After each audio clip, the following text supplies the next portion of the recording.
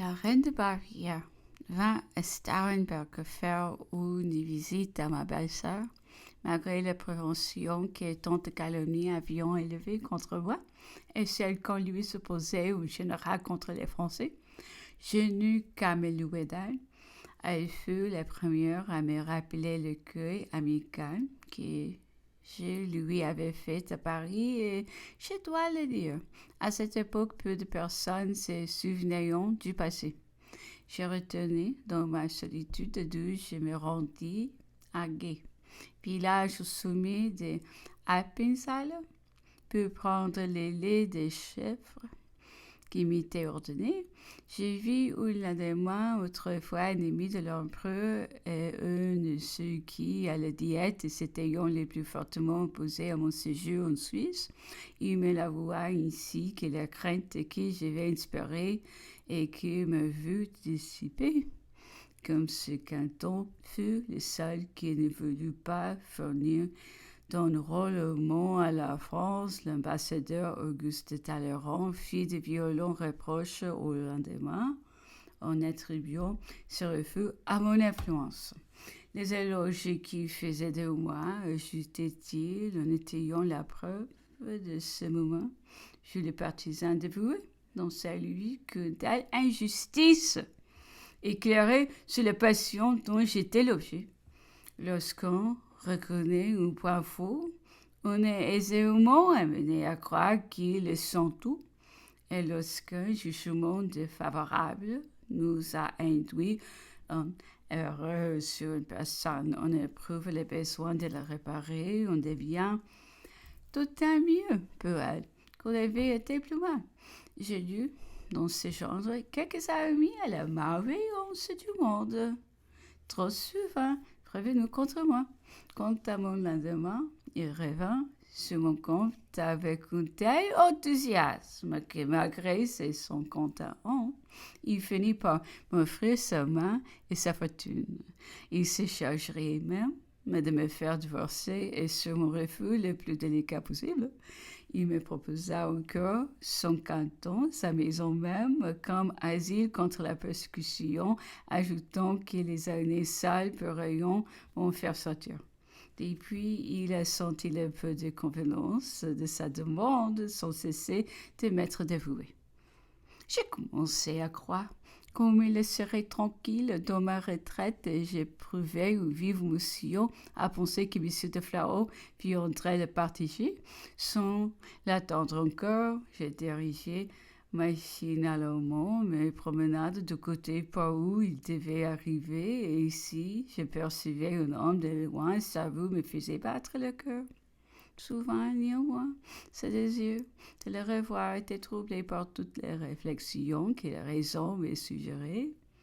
Qui dirait le monde de cette réunion? N'aurait-il pas le droit de m'accabler?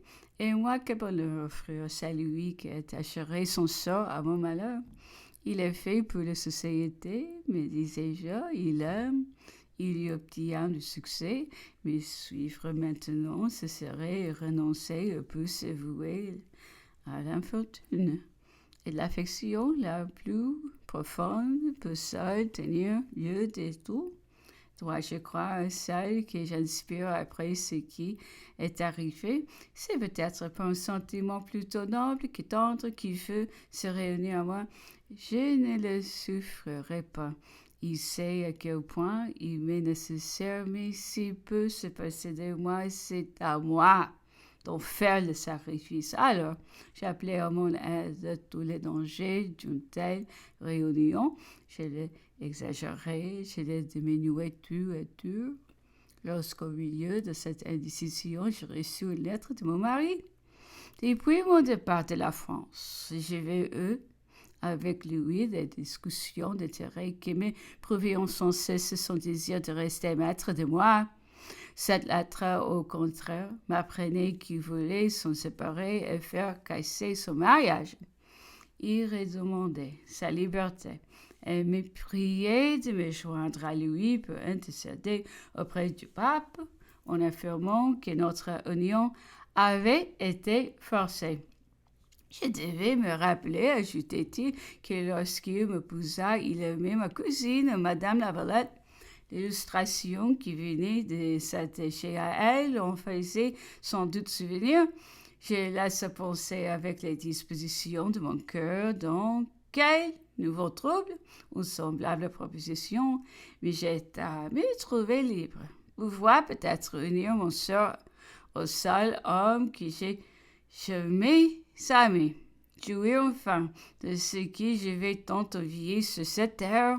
Un heureux intérieur, c'était me montrer trop de bonheur.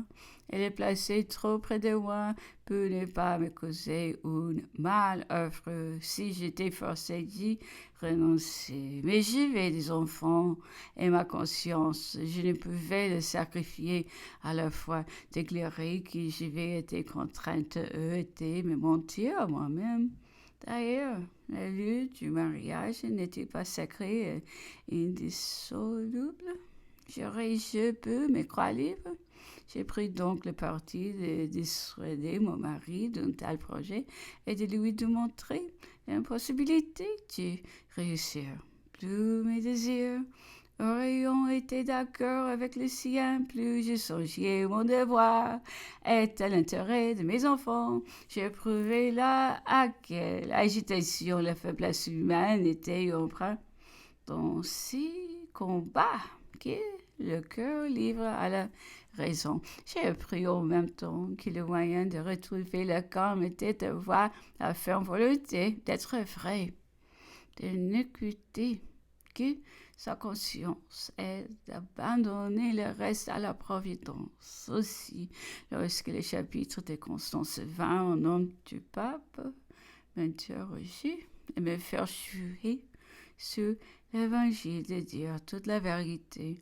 Je n'eus besoin d'aucune préparation pour répondre à tout. À la sortie de cette séance qui fut longue, l'abbé Bertrand vint me représenter qu'une affaire de cette importance serait au besoin de plus de réflexion de ma part et au moins d'un conseil de famille.